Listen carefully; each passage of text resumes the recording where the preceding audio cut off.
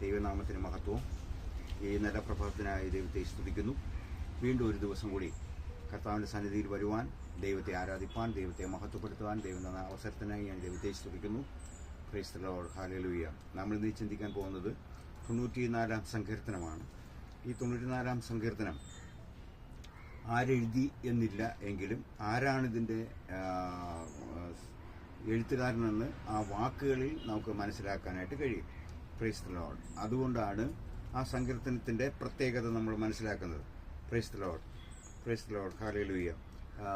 ദാവീദാണ് ഏറ്റവും കൂടുതൽ വലിയ സങ്കീർത്തനങ്ങൾ എഴുതിയിട്ടുള്ളത്. ദാവീദിനെ പോലെ പാടാൻ കഴിവുള്ള ആരും ഇല്ല എന്ന് തന്നെയാണ്. അപ്പം എന്നാൽ അതിന് തുല്യമായിട്ട് ദാവീദിന് സംഗീതം ചെയ്തതും ദാവീദിനെ ആരാധനയിൽ അല്ലെങ്കിൽ ഗാനത്തിൽ സപ്പോർട്ട് ചെയ്ത പലരുണ്ടെന്നുള്ളതാണ്. എസ്രാഹ്യൻ, ഹേമാൻ, അവരൊക്കെ സംഗീതജ്ഞന്മാരാണ്. ദാവീദ് പാടിയത് രാജാവായ ശേഷമല്ല. ഒരു ആട്ടിടയൻ, സാധാരണ ഒരു ആട്ടിടയൻ എന്ന് പറയുന്നത് അവൻ്റെ പ്രായവും പക്വതയും നോക്കിയിട്ടല്ല. എല്ലാ യഹൂദന്മാരും അവരുടെ മക്കളെ എല്ലാവരും കൃഷി കാര്യങ്ങളിൽ അവർക്ക് അവരുടെ വരുമാന മാർഗം അതാണ്. ആ കൃഷിയുടെ ഭാഗമായിട്ട് അവർ കാലികളെ വളർത്താറുണ്ട്, മേയ്ക്കാറുണ്ട്. Praise the Lord, hallelujah. സ്വന്തം ആടുകളെയും കാലികളെയും കൊണ്ടുപോകുമ്പോൾ തന്നെ മറ്റുള്ളവരുടെ കാലികളെയും കൂലിക്ക് മേയ്ക്കാൻ പറ്റും. അങ്ങനെയാണ് ഒരിക്കൽ മറ്റൊരുത്തൻ്റെ ആടിനെയും ദാവീദ് മേയ്ച്ചു എന്നുള്ളതാണ്. അപ്പോൾ ഈ ആടുകളെ മേയ്ച്ചുകൊണ്ടിരിക്കുമ്പോൾ പകൽ മൃഗങ്ങളിൽ നിന്നും രാത്രി മഞ്ഞും അതുപോലുള്ള വേട്ടയിൽ നിന്നൊക്കെ രക്ഷപ്പെടാനായിട്ട് ദാവീദ് ഉപയോഗിച്ച ഒരു മാർഗം എന്ന് പറയുന്നത് ദൈവത്തെ സ്തുതിക്കുക എന്നുള്ളത്. പേടിച്ചിട്ടില്ല ദൈവത്തെ സ്തുതിച്ചത്. സ്തോത്രം. ദൈവത്തിൽ ആശ്രയിച്ചുകൊണ്ടാണ് താൻ പാടിയത്. ഇപ്പം പാട്ട് പാടുമ്പോൾ അത് കേൾക്കുന്നവർക്ക് ഭയങ്കര സന്തോഷമാണ്. എന്നാൽ പാട്ട് പാടുമ്പോൾ തനിക്കും ദൈവത്തിൻ്റെ നാമം മഹത്വപ്പെടുവാനും ഇടയായിത്തീരുന്നുവെങ്കിൽ അതാണ് ഏറ്റവും വലിയ കാര്യം എന്നുള്ളത്. ജീവിതത്തിൽ നമുക്ക് വലിയ സന്തോഷം വരുമ്പോൾ നമ്മൾ പാടും.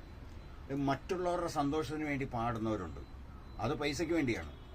Price the Lord. ദാവീദിന്റെ ഓരോ സംഗീതവും തനിക്ക് പ്രചോദനമാകുന്നത് പോലെ തന്നെ മറ്റുള്ളവർക്കും പ്രചോദനമാണ്.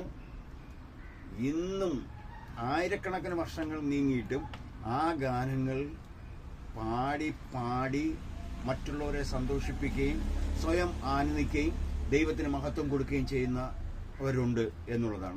നമ്മൾ അതാണ് ആശ്രയം. ഈ ത്രിതല സംവിധാനങ്ങളാണ് സംഗീതത്തിനുള്ളത്. ഒന്ന്, സ്വന്തം ജീവിതത്തെ പുഷ്ടിപ്പെടുത്തുക. മറ്റൊന്ന്, ഇത് കേൾക്കുന്ന മറ്റൊരാളിൽ പ്രായോഗികമാക്കുക. അത് ദൈവത്തിന് പ്രസാദമാകുക.